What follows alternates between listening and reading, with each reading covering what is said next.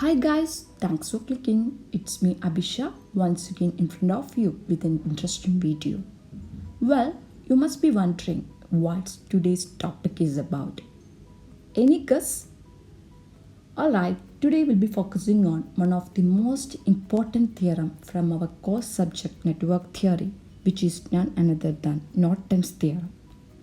In fact, this theorem and network theory itself is a problematic section. So, if you want to perform well in this section, you have to practice more problems.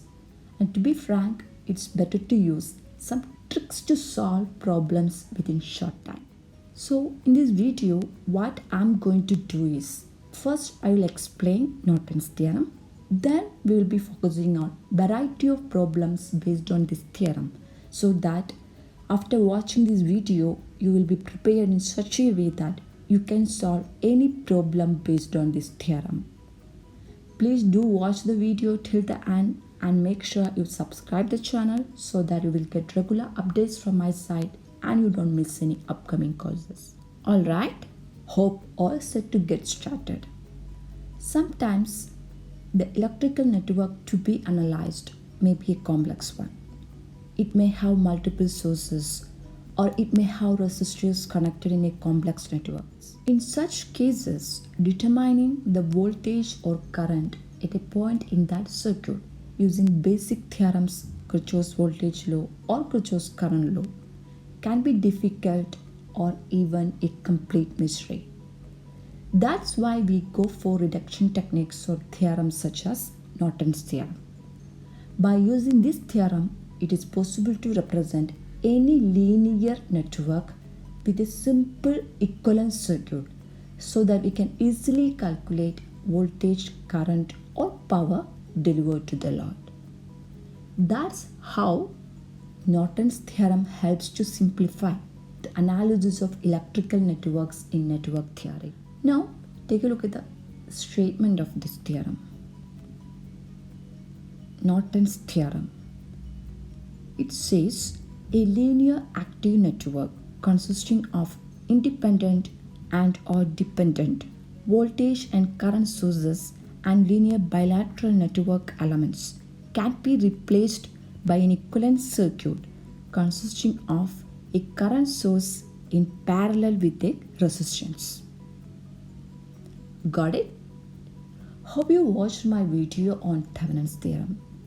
If you know the concept of Thevenin's theorem, then it's very easy for you to understand what is Norton's theorem. If you don't know that, don't worry. I'm going to explain each point in detail right now.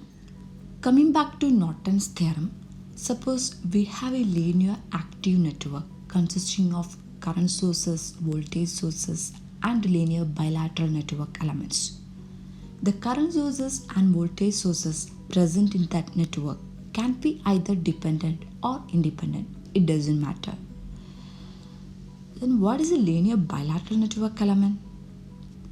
If the voltage current relationship of a network element is linear and if it conducts current in both directions with the same magnitude, then that network element is said to be a linear bilateral network element. Got it? Now, can anyone give me the examples for linear bilateral network elements? What about resistor? Is it a linear bilateral network element? Of course, resistor is a linear bilateral network element. Inductors and capacitors are other examples of linear bilateral network elements.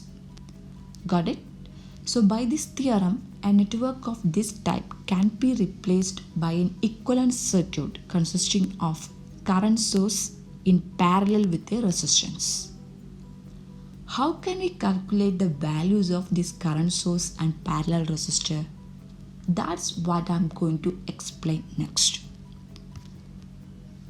The short circuit current across the load terminals is the value of current source and internal resistance of the source network looking through open circuited load terminals is the value of resistor. Got it? That's all about the concept of Norton's theorem.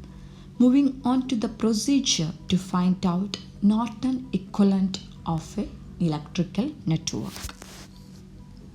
In first step, we are supposed to remove the portion of the electrical network across which Norton equivalent is to be obtained. Then short circuit the load terminals and calculate short circuit current across it, which is nothing but our desired Norton current IN. Finally, to obtain Norton equivalent resistance RN, set all independent sources present in the network to 0. We can set an independent voltage source to 0 by replacing it with a short circuit and an independent current source to 0 by replacing it with an open circuit. Then calculate the internal resistance of the source network looking through open circuited load terminals.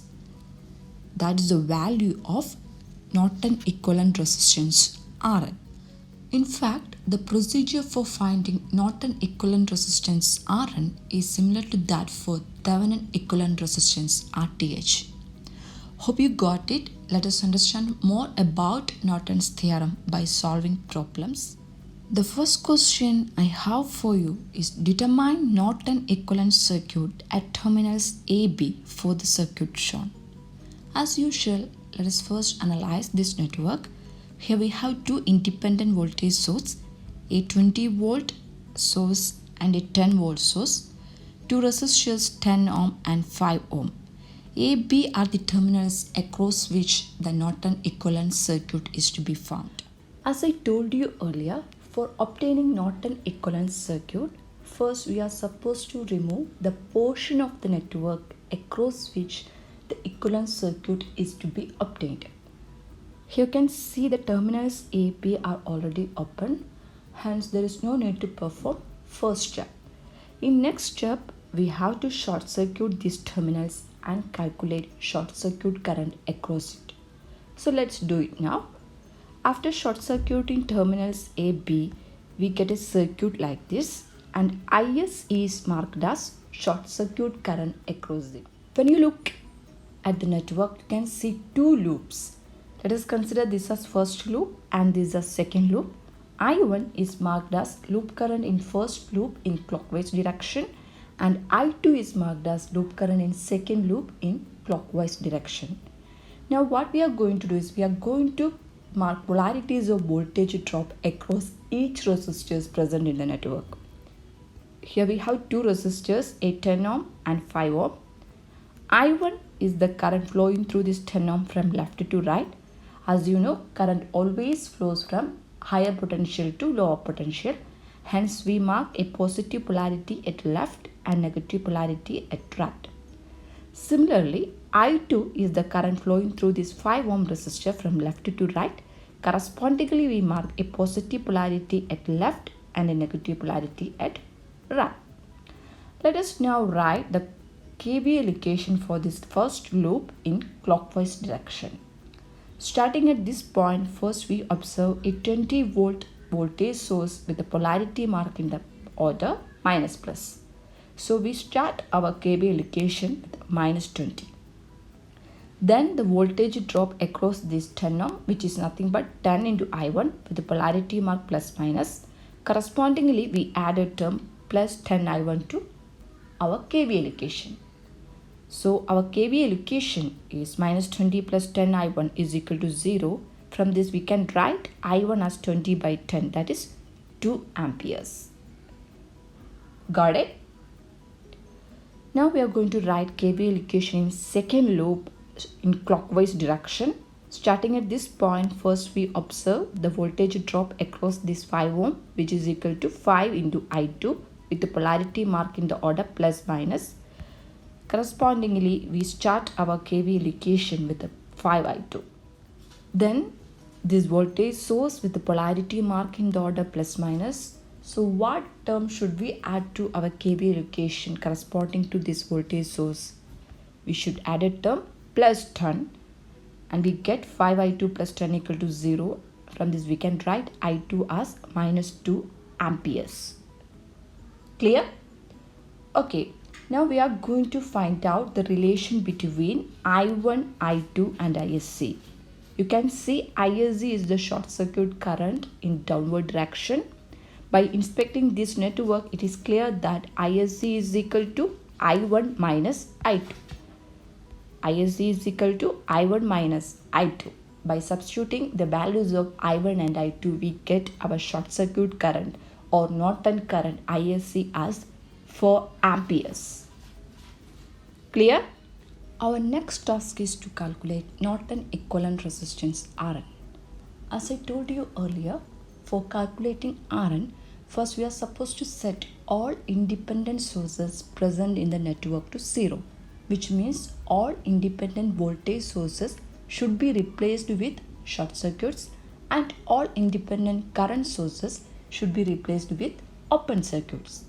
Then calculate the internal resistance of the source network looking through open circuited load terminals. When we look at the network given in question, you can see two independent voltage sources, one 10 volt source and one 20 volt source. After short circuiting these two sources, we get a circuit like this. Okay, and Rn is the internal resistance of the source network looking through these open circuited terminals. When we look through these open circuited terminals, this 10 ohm and 5 ohm are parallel connected. Hence we write Rn is equal to 10 parallel 5, that is equal to 3.33 ohm. Thus we calculated the values of Rn and Norton current IN. Let us now draw the Norton equivalent circuit. Here the Norton current 4 ampere and Norton resistance 3.33 ohm are connected in parallel, and this is our Norton equivalent circuit of the electrical network given in question. Clear?